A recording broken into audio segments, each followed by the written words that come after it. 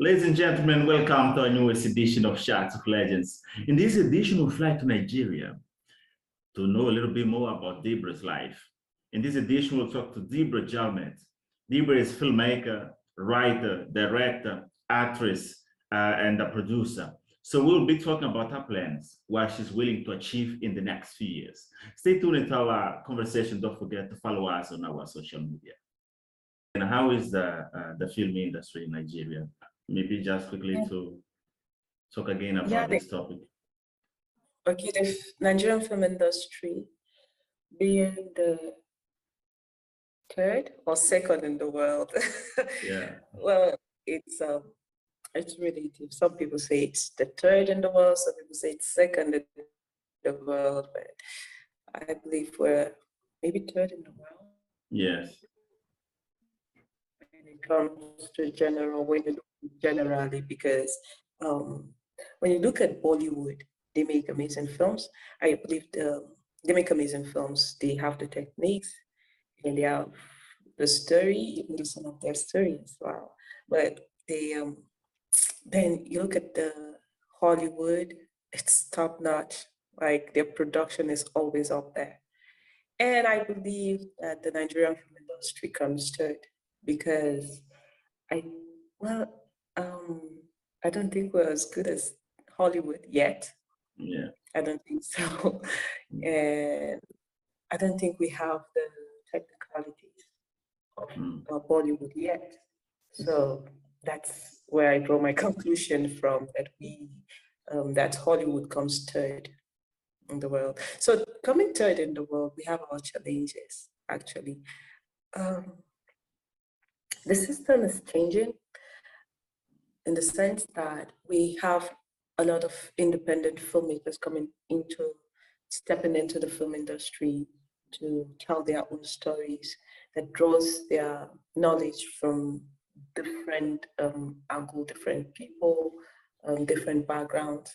So we have a couple of more creatives coming into the industry with major challenges in the area of funds.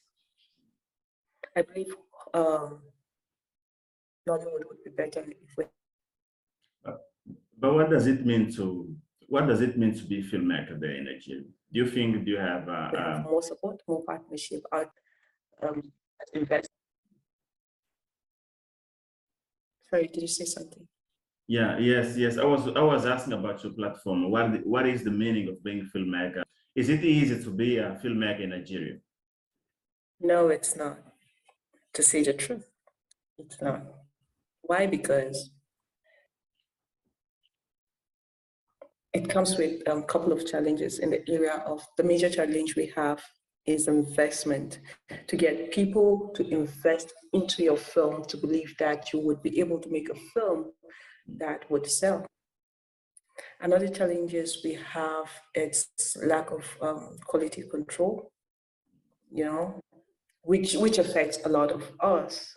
When you want to do a quality production and already this investor you're talking about have seen other production that are substandard, it kind of fall back and affect you because they already have a mindset. So being a filmmaker in Nigeria, it has to come from within. Sometimes, like when I start making film, like I have to, of course, like you have to look for money. I have to save my personal money and put into it. It wasn't easy because you meeting someone and say, hey, I'm a filmmaker and I need you to invest in my film because my film will tell the African story and blah, blah, blah, blah, blah. They'll be like, I don't want to. Like the thing we have, the challenges we have around here, a lot of people want to watch films. They want to see you on TV. They want to see your work, but they don't want to put in their money into it. So that's a major challenge. So as a filmmaker, you have a lot you need to do to be able to put your film out there. I actually like the way Nigeria is dealing with film productions, etc. You have a good platform there comparing to many countries here in Africa. But can you tell me about the films, the movie that you admire the most there in Nigeria? You have those movies that you say like, well, this is a major, big production? Yeah, a couple of them actually. Well, I admire stories, and one person that a couple of people I've worked with, and they have really impacted in my life positively, and I've learned from, especially when it comes to their production. Why? Because their productions have gone out of the shore of the country. Like, they are international award-winning filmmakers, Mm. in the sense that other filmmakers out of this environment have watched their film, have screened their film, has judged their film, and find their film incredible for an award. Is Kenneth Gang. He's from my state, so um, we're able to talk a couple of times. So he produced this Confucian Nawa. That was back then, I think about a decade ago. And the story tells the African story. It's like you can imagine 10 years ago. It's like something out, because it's coming from our own perspective, like telling your story the way it is. So Kenneth Gang is one person that has made films that I admire, basically because he makes films telling our story, which is what we need to put out there. Then Steve Gukas is a mentor too, so he has made a couple of films when it comes to telling our stories. Those are the people that I really, really admire their work. Yeah. Really. But what do you think that we are missing? Because we have good stories here in Africa, but sometimes we just see on the screens of US, Europe, etc. We don't see those good movies about Africa made by African filmmakers. We just see this movie made by people from Hollywood, etc. What do you think is missing? Well, I think putting a film out there, basically, it has a lot to do with the channel of distribution, the level of which you're able to get your film out there. With innovations like the Netflix and other channel of distributions, you have, even though yes, like a lot of Nigerian films are on Netflix, but getting your film on a channel like Netflix and all those other online streaming channels, I think it helps a lot, because before now we can only watch on TV. And if your film cannot make it to the TV, nobody knows about your film. It's still the same thing to a large extent, but it's not only on TV now, because I think Netflix are more open to stories that really, if you can meet their standard, I think. I know you're a screenwriter, so can you talk a little bit about the process of conceiving an idea? How do you manage to create something new? Sorry? I was asking, I know you're a screenwriter. I was asking about the process of conceiving a different idea or creating something new. Just take that idea from your mind into a paper. How do you do that? Well, in my environment, anything you look at gives you a story. So I guess my story just comes from an everyday life, comes from our reality. So when you're putting down a story, when you look at a child going to school, there are 1,000,001 stories that would come out of it. So basically, my kind of stories are, I write more of what we go through daily, our challenges. So everything around me gives me a story, in the sense that before you leave your house and get to the office, you find challenges. Now, the belief is that a filmmaker is supposed to use this technique to educate first, because it has to be educated.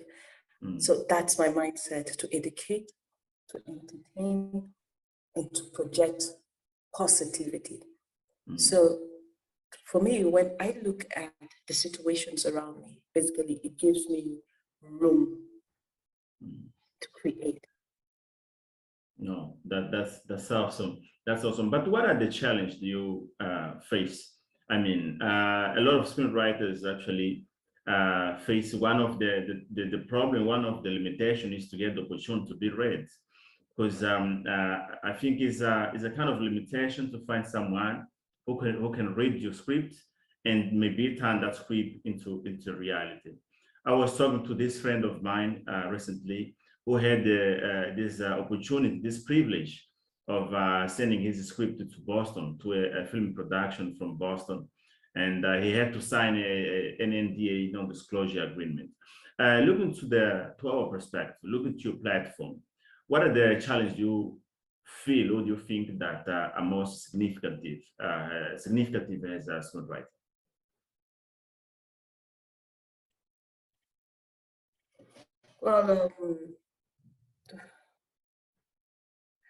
Well, maybe because after writing, I've reached out to couple of organizations to want to see how we would partner and have an intercultural or international relation kind of production. And some of them never came true. But because I studied at the National Film Institute, so I have hands on a lot of technical people that are really, really technically inclined. So most times you do this kind of supportive collaboration. That is just what has been working for me in a system where you have to prove yourself worthy before you get a job. And sometimes, being a freelancer filmmaker, you could have like 10 green lights, the 10 looks green, and you feel like, wow, this year's gonna be 100% busy because I have 10 projects lined up for me. And it just, before you know it, it's either anything can happen. Yes. That's the problem with being a freelancer. Anything can happen, and all of them could just go down the drain. So I think individual support from family and friends go a long way for freelancers, and for me. Yeah, and I know you're a producer and director. Can you talk a little bit about the projects you've worked on, and what are the plans for the next few years? What are you willing to achieve? Okay, I've worked on a couple of projects. Most of the projects I act on, or I was on, or I am on right now. I'm still on a project as a TV series, but I'm an actor on that. But on producing and directing, I produced 4 short films and directed 3, which were able to have some couple of international recognition. I like saying that. I like saying international recognition. It feels good. Yeah. when your film is being judged by people you don't know, and they honestly feel you did well, it's a lot. So for me, directing and producing, it draws a lot of you have to just personally, intentionally be in it, because sometimes you go on set and you have challenges and you feel, oh my goodness, I'm going to change this career. Yeah. I don't know if you've been on a set like that. Yeah, I feel what you're saying. So you feel, oh, I don't want to shoot anymore. I don't want to in fact, I'm not going to direct, I'm not going to write. Because sometimes you could write and nobody would buy your film. You could have a couple of script conferences and do all that you need to do. And you could pitch it. You keep pitching and pitching and pitching. Yeah, it's sometimes frustrating. I was saying that it's frustrating sometimes when you don't get the opportunity to sell your script or turn it into reality. Exactly. So sometimes when you write your script and it's just in your computer, nobody knows about your story. You know, that's a major challenge as a director and a producer and a writer. Being a writer, I create in my head and I feel it's a beautiful story. And most times when I write, I like it being critiqued. I call on my friends that are filmmakers and I would tell them about the story. I said the script. Why? Because I want it critically critiqued. I want them to look at it and say, okay, I think this here, no, it's not realistic. This here, no, I think you should tweak it a little bit. But you do all that, then you have this beautiful story and you don't have the funds to go out there to turn it into a movie. You're stuck with it. So you see, I still fall back to where personal, individual, family and friends kind of support. Because truth is, when you have the stories and you don't have the resources to shoot it, it's like you've done nothing after all. No, so my challenge as a I'm listening. Sorry, I didn't hear that. No, I would say I'm listening. Okay, so my challenge is personally as a female film director, you know, being a woman in Africa comes with a different kind of vibe, especially because for the longest time when we're growing up, men are always the directors and the producers, and women are just the actors. So now you're a woman trying to come into a space fully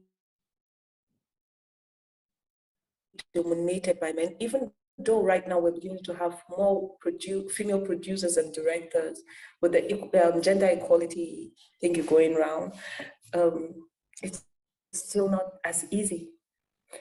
I've met 1,000,001 people. Okay, I think not 1,000,000 for 1,000,000, like a couple of people that read my story and they like it.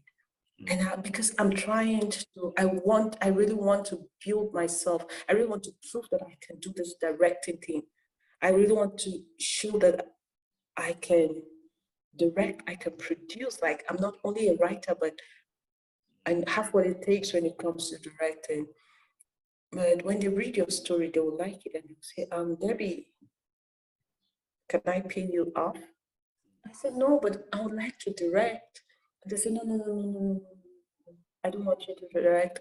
I have this person that I want to serve as the director. No, I rather direct it myself, or you should just tell the story. You know, and that's another thing. When you have a beautiful story and you know the story is beautiful and you put it out there, it's like some people just want to push you out of it to sell out all rights. Those are part of what a female director go through. Talking for me, yeah. You know, I like your passion. I like the way you talk about the film industry. It's very interesting and motivating, actually. I feel like you live for that. You feel like I'm what? Sorry. No, I was saying that I like the way you talk about the film industry. I can feel the passion you have about it. Thank you. Yeah. Thank you. But I was going to ask a little bit more about your career as an actress. What are the bigger plans? I know that you might have that dream. You say like, oh, in 1 year, in 2 years, or 5 years, I need to see myself in that level. Can you share a little bit about the plans? As an actress, really I project to future in more engage in films, more films that are more tactical. I don't know. Yeah. Rather than having this normal film that you're just a normal person. My kind of films, I want roles that are challenging, not very comfortable roles, you know. So I project, even though right now I've been in talk with a couple of international filmmakers, freelancers from international community that have personally reached out to me to say, oh, hey, I think I would like us to collaborate and work on something. I would like, do you have a story, an African story that we can work on? I think a couple of that. And some of it, I will tell them, I want to act in it. You know how it is. When you have a story, then you have to create a place for yourself. Not in all cases, right? But sometimes when I write stories, I have a little bit of myself in it. In as much as I still do some of this auditioning thing to be able to feature in more open films and stuff. Personally, I've been reaching out for international organizations to work with. I have a story that that I would appreciate a deep partnership, basically because where I come from, that is, I'm from Plateau State, Nigeria, that is the northern central Nigeria. So, oh, you don't want to know our history. Our history is, it's beautiful. Yeah. So it's beautiful and it's necessary for our stories to be out. So a story like that, which I wrote, that dug deep into our history during the mindset that a lot of parents have with during the colonial era, where we have the whites and the exchange of services with something like you could just sell the whole village for a torchlight, you know. Yeah. Those are the kind of things that happened back in those days when our parents or our forefathers would see a torchlight and would be like, wow, what the hell? And they could give out the whole village for a torchlight, and they would want to worship a torchlight, you know. No, Yeah, that's great. so so like stories like that. Yeah. I have a couple of them that I believe that I want to act in it. I want to act in them. Because I believe that when your films go farther and touch more grounds, when there is a good collaboration, you can't do it alone. Yes, yeah. Or you can't do it alone. But can you talk about the process of portraying different stories because this idea of embodying, of living someone else's life, even if it's fictional, it takes a little bit of concentration from an actor, from an actress. How do you do that? Is it easy to portray different story? Can you talk a little bit about the techniques you use to act better? Well, the technique I use to act better is that I talk to myself.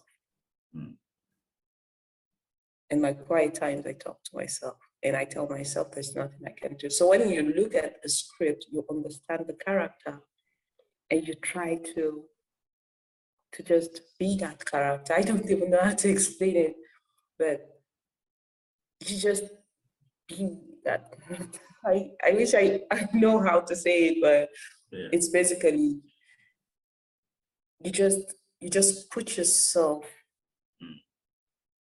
in that character's shoe. and feel that character's pain or feel that character's joy or feel that character's or live in that character's mind and act that character's madness. That's just Yeah. But I'm going to ask you about I know you're a freelancer. There might be some challenge in there. As it is to be freelancer, as it is to be to wait for someone to call you and say like, oh, Debrah, I have a job for you. How does it work? well, being a freelancer gets you to always be on your feet. It's not an easy thing to be a freelancer. Basically, because you could be called for a job today and tomorrow you're not called for any. So the first challenge is finances. You can't always say it's not like a permanent job that you know every end of the month you get money. Being a freelancer, it comes and it goes. And sometimes you could be called for 20 jobs and it may surprise you, only one would come true. You could have gone through 10 scripts and you're only acting in 2. Yeah. Those are the challenges of being a freelancer. Another is lack of government support for freelancers. I wish our government would identify with the power of communication through filmmaking. You can use film to make whatever impact you want to make. You can use film to communicate whatever you want to communicate. You can use film to influence the society positively. I wish our government would identify that and support freelancers, would support filmmakers. So that's one of the major challenges we have. Then another thing I think we have is individual support. I believe this industry is not a competition. It shouldn't be a competition. Maybe it's just me, but I believe that, come on, there's room for everyone. We don't need to hate. We don't need to put each other down or look down on each other or bring each other down before we'll be able to rise. No, I think it's not a competition. So the challenges are, some look at another filmmaker as a competitor. Basically, your story and my story are 2 different things. And for the fact that you make your story the way you make it and I make mine the way I make it, doesn't mean make your own horrible or doesn't make my own horrible. It's just about mindset. Yes, yeah. And I believe if we can support each other, we would mitigate most of the challenges. Now, for instance, another challenge is with freelancers. Some people have information of international donors that are open for support. Freelancers are like independent filmmakers. They have support for this. They wouldn't share the information with you. That's a challenge because without information, they don't want to see you grow. Exactly. And that's a challenge. That is a major challenge. If you don't want to see each other grow, I don't know. Yes, complicated. Yeah. So, and another problem with being a freelancer, like not all freelancers we lack quality control. I mentioned that earlier. Some people can just have access to funds. They have access to money and they just do whatever. Just to finish our conversation, Debrah, I just want to know, do you have contacts there? Because as an actress, you might be willing to achieve maybe the Hollywood platform. Are you working on that? Do you have contacts there? Someone who could say like, oh, I have a job for you. Just come out, just try to come to LA, to New York, etc. Are you working on that Yes, okay. perspective? Yeah, I'm working with that in mind. I'm working with that in mind. But Hollywood, I don't know. Right now, with what I have on the table, yes, like I know there's a partnership in India, there's a partnership in Croatia, but those are, and I think another one in, oh, that's the name of this country. Well, so, but all these guys are freelancers, so I don't think they're part of Hollywood. Mm. But I am open to Hollywood, Bollywood, and whatever would. So, but of course, I'm open to as much partnership as possible. Mm. I'm open to partnership with you. Yeah, we're starting And our every other connection. person. We're starting Yeah. our collaboration. Let's see what comes in the near Absolutely. future. Yeah, of course. Yeah. Yeah, of course. So it was a real pleasure to have you here. We hope to have you in the next episodes, and we'll be praying to see you in the major and the bigger productions, and maybe one day to represent Africa in the Hollywood paradigms, in the Hollywood context. You know, I say an amen to that. I say a big amen to that. Thank you very much. It's really an honor to be on this platform. Thank you for the opportunity to air my views. Yeah, it was our pleasure. Thank you. Yeah, so have a great day. See you another opportunity. Thank you, and you too. Have an amazing day. Yeah, bye-bye. Yeah. What a lovely chat we had today with Debrah. It was a lovely day. It was a lovely chat, and it was very interesting, profound, actually. We had the pleasure today to know a little bit more about Debrah's life, about her vision of future, about her plans, about her feeling when she's on set. And actually, we had a privilege and to know a little bit more about her next steps, what she's willing to achieve in the next 2 years. It was a pleasure to have you there. We felt your presence on our show. Hope to see you in the next episode of Shots of Legends. Don't forget to follow us on our social media to stay tuned about our next guest. See you in the next episode of Shots with Legends.